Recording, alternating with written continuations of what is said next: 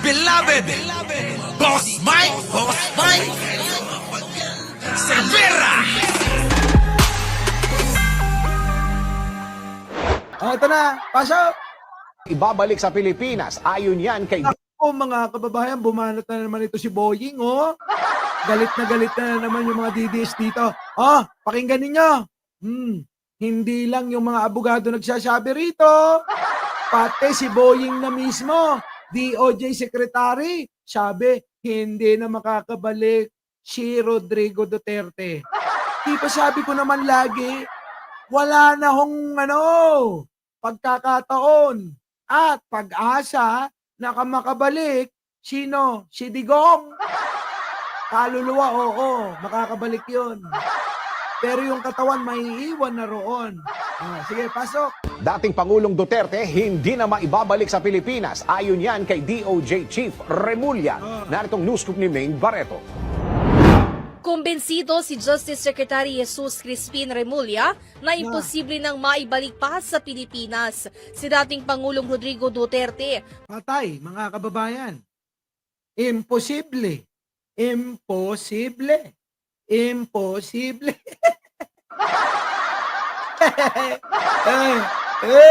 Iyakan na! Paano na yan? Wala na kayong idol, wala na kayong tatay. Di ba? Bakit? Ayaw nyo ba kay Philip Salvador? Pwede naman substitute yun. Di ba? Pwede naman humalili. Sino? Si Ipe. Gawin yung tatay si Ipe. Walang iya kayo. Bakit? Ano pagkakaiba nyo? Di ba care na care din siya kay Honey Pie? Kaya rin gawin. Nino? Ni tatay. Yung ginagawa kay Honey Pie. Nino? Ni Ipe. Naku, mga kababayan ko. Tawagin nyo. Tatay Ipe. Ikaw na ang hahalili. Pwede ba yung pagmamahal na ginagawa ni Tatay Dig sa amin? Gawin mo, ha? Baka pwede. Kahit sekreto lang. Gawin mo rin kay Honey Pie, ha?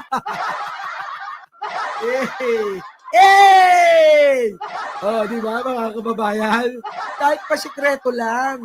Huwag nang bulgar. Sekretohin mo lang yung pag-aruga at pagmamahal. Sekreto lang, ha? Kasi baka mamaya masilip kayo, ma-issue pa. Huwag natin bibigyan ng mali siya. Kung bibigyan man ng pagmamahal at aalagaan si Honey Pie, hihigitan ng pagmamahal at pag-aalaga ni tatay.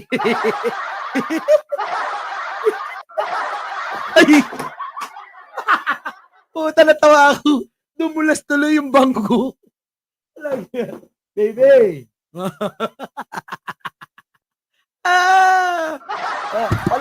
Palitan mo nga to. Madulas!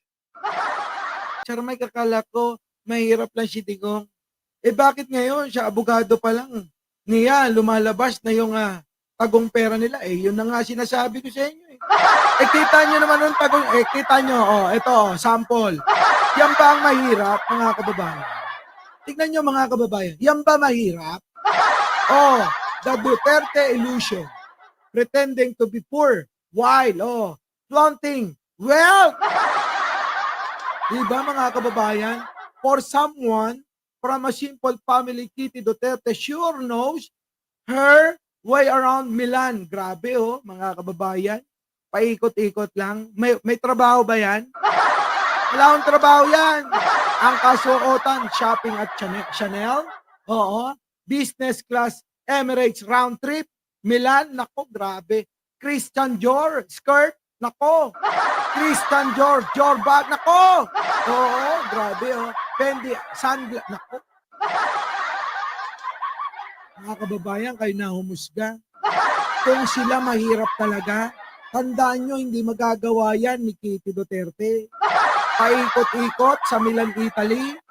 Mga kababayan na po, kaya ko yun. Bakit? Diba? Mga kababayan naman Nagtatrabaho ako ng maayos. Kita nyo nga, kahit hirap na hirap ako, nagbablog ako Bakit? Kasi kahit papano may kita. Tinulak ka na ng kaluluwa. Oo nga, sunshine. Di ba mga kababayan? Oo. Hindi, sa tuwa ko lang yun, sunshine. Tuwan-tuwa kasi ko. Yan ba mahirap, mga kababayan? Kita nyo naman. Ha? Kita nyo naman. Pero kahit ganun pa man, oo, paano nila naaatim? Tanong ko lang sa inyo, mga kababayan. Paano nila naaatim na waldasin, na gastusin yung perang hindi nila pinaghirapan? Tama? Paano? Paano naaatim ng mga yan? Kaya mag-alala. Relo ko pa lang, yan na lahat yung ginastos niya.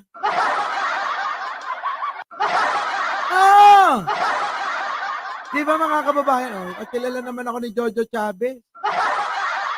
Yung ginastos niya mga kababayan, relo ko pa lang hindi pa aabot yan. Kahit pag sama-samahin mo pinag-shopping niya, hindi aabot yan. Pero yung pera ko, pinaghirapan ko. Kahit tanong nyo pa kay Libayan. Diba? Kahit tanong nyo pa kay Libayan. Eto na. Siningit ko lang yan. Nasa na ba ako? Dito ba yun? Tapos na to. Tanggalin ko na to ha. Ay, nako. Hindi yan. Tatanggalin ko lang yung mga tapos na para hindi ako malito. Tapos na si Enrile. Ayan, mga kababayan, dito tayo kay Kitty. Sa palagay nyo, mga kababayan, sa palagay nyo, eto bang si Kitty, pera niya ginastos niya? Pera ba niya ginastos niya? Hindi Hindi pera yung ginastos niya. Tanong nyo sa kanya. Baka naman hiningi sa tatay niya. Malamang. Diba? Sige, tuloy. Dito na tayo. Nasaan na yun? Kay Ipi na tayo, diba? Ipi! Pwede ba alagaan mo raw yung mga mga naulila kay tatay nila? Kaso, Diyos! Para ayan na nga ba sinasabi ko sa iyo, Ipi? Panginoon Diyos ka ng Panginoong Diyos. Si Digong nga hindi naniniwala sa Diyos. Sige na, tuloy. ng ating Panginoon Diyos para kay Tatay Digong at para sa bansang Pilipinas. Nox, dampating talaga naman. Parang totoo. Parang totoo si Digong. Ay, si Ipi. Digong tuloy ang tingin. Karuba! Ano na? Langya ka. Ano na? Eto na si Ipi. Pwede ba ito? Pansamantala. Hahalili muna sa pangungulila nila sa tatay nila. Kasi nagwawala na yung mga DDS mga DDS, nakatagpo na ako ng papalit kay Tatay Diggs. Pwede naman si Ipi muna. Di ba? Pero kailangan, hindi lang sa atin, ibigay yung pagmamahal. Kailangan ibigay din kay Honey Pie, ha? Tatay Ipi. Di ba? Karuba. Tuloy, Tatay Ipi. Pagtanggol mo kami. Tatay Ipi.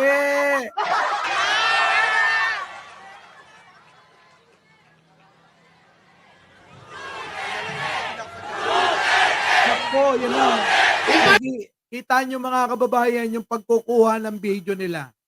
Tignan ninyo. Okay, kita nyo. Sa totoo lang, ano yan parang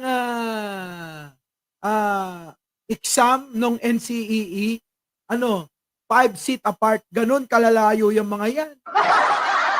Dinadaya lang nila para magmukhang marami sila. Len, be honest, thank you naman. Eto na. Balik nyo sa amin ang aming Ama! Ay, nako. Kita nyo, ibalik nyo sa amin ang aming Ama. Kunyari lang yun. Sa totoo lang, tuwan-tuwa pa yan. Sa totoo lang, tuwan-tuwa pa yan. Uy, may chismis ako sa inyo. Bakit ba si Hanilet daw hindi sinamahan si Digunyo? Alam niyo ba dahilan kung bakit? Alam nyo kung ano dahilan kung bakit hindi sinamahan ni sino to? Ni Hanilet? Baka naman may dahilan, pakichismis naman oh. Oh, ito na.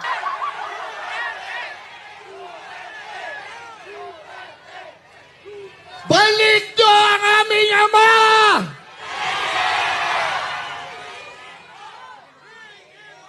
Alam nyo, lahat tayo nagdarasal para sa kanya.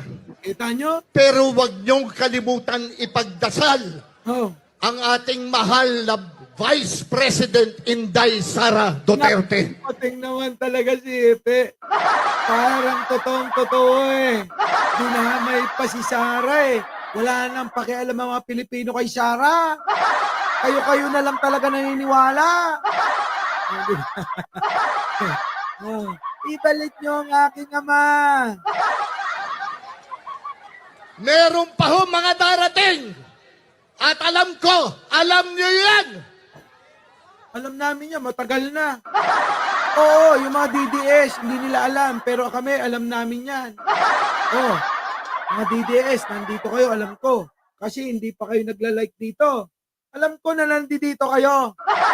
Oo, wala pa sa kalahati yung like natin eh. Oh, di ba? Alam nyo kasi madalas nyo mapakinggan dito. Ngayon, ayaw nyong paniwalaan kasi hindi galing kay Digong. Ngayon, maririnig nyo na kay Ipe, yung kapalit ng tatay nyo. Kaya pakinggan nyo ha. Tuloy. Nagpe-prepara sila para sa impeachment. Matagal na yan, lumang tugtugin na yan, Ipe. Nakaraang taon pa yan na umpisahan. Ngayon ka lang ba? Oh, one voice. Oo, thank you naman ha. Ngayon lang ba alam ni Ipe yan? Diyos ko, Ipe, lumang-luma na yan. Parang pelikula mo lang. Diba? Parang pelikula mo lang nung pinapanood ka namin sa IC-TAN. Ngayon, Ipe, pwede ba yung bago naman? Sabihin mo, si Roque, mukhang pauuwiin na yan. At si Bato naman, ang susunod, uhulihin ng Interpol. Ganun na sabihin mo. Yun, bagong-bago. Nagnakaw daw si Inday Sara. Sabi nga po. Oo, kasi nagkaroon ng Mary Grace Piatos, Dodonggang, Chichiryagang. Hoy, Ipe, hindi mo ba alam yon? Baka naman dapat pinangalan na lang sa'yo yan. Baka maniwala pa taong bayan. Eh kaso nga, pinangalan kay Dodong Kamote, Dodong Saging, Dodong ano pa? Dodong Mani, Dodong Palay, Dodong Pakwan. Walang yan. Puro Dodong Gangay. Oh, tapos Chichirya. Anak ng pamilya ng Chichirya na yan. Anong klase yan? Tapos sasabihin mo, hindi nagnakaw. Walang magnanakaw na Duterte. Hunghang! Ikaw lang nakakaalam yan. Ang mga tao mulat na. Tahimik lang ang marami sa iba. Pero wag niyong pipilitin, lumabas sila. Dahil pag lumabas yung mga yan, hindi niyo magugustuhan. Subukan niyo lang. Yung mga nananahimik na nagmamahal kay Pangulong Bongbong, baka gusto nyong maghadukin?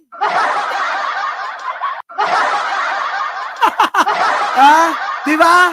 Sasabihin sa'yo, hadukin! Laglag yung bayag mo. Isang hadukin pa lang yan. Tuloy. Naniniwala ba kayo doon? Oo! Naniniwala po ba kayo magnanakaw si Sara Duterte? Paki-press 1 naman. Naniniwala ba kayo na magnanakaw si Sara Duterte? Paki-press 1 naman. Hello? Ay, ito naman at sa akin! Oh, At sa 32 million! nasaan yung 32 million? Eh bakit 1,000 lang kayo dyan? Di ba mga kababayan? 32 million daw, 32 million. Oo. Nasaan yung 32 million? Mga kababayan, kung i1,000 lang kayo dyan, walang yan naman. Tapos bakit hindi nyo sinundan? Kasi walang sumama, di ba? Wala hong sumuporta sa mga rally nila. Iniisip lang nila na marami pa sila. Pero mga kababayan, alam na alam natin yan. Sa social media, nagkalat, walang muka, nakalak, pati profile nila. Halatang troll farm ang pinanggalingan. Kaya mga kababayan, kung inyong pagmamasdan, yung inyong mga kinokomentan, sinasagot sa mga nasa post sa Facebook at sa TikTok, tandaan nyo, hindi na yan sasagot. Pag sinagot nyo, wala nang sagot. Bakit? Kasi galing sa troll farm. Maka-comment lang yun, sabay iiwan. Sasagot, hindi na yun. Kasi nga mga kababayan, ganun lang trabaho ng troll farm. Sasagot, iiwan. Ganun. Aloy. Na nagtiwala at nagmamahal sa ating Bibi Sara. Walang magnanakaw na Duterte. Hala, walang magnanakaw na Duterte. Anak ng pating ka. Mga magnanakaw ang mga Duterte. Ganun dapat, iti. Alam mo talaga no? Talagang artistang-artista. Oo. Ayun. Sabay-sabay! Ay, sabay-sabay daw, mga ututo. Walang magnanakaw na Duterte! Kita nyo, utu-utu talaga. Ganun sila yung mga sumasama kay Duterte, yung mga sumusuporta dyan kay Duterte na 1,000. Yan talaga yung mga likas na utu-uto at mga mangmang tanga. Piruin ninyo mga kababayan, sabi lang ni Ipe, sabayan nyo ako, sabay-sabay. Sabay-sabay naman sila. Nak ng pating talaga. Walang magnanakaw na Duterte! Walang magnanakaw na Duterte! Ano, pinagpepeletan niya. Our beloved Boss Mike Cervera.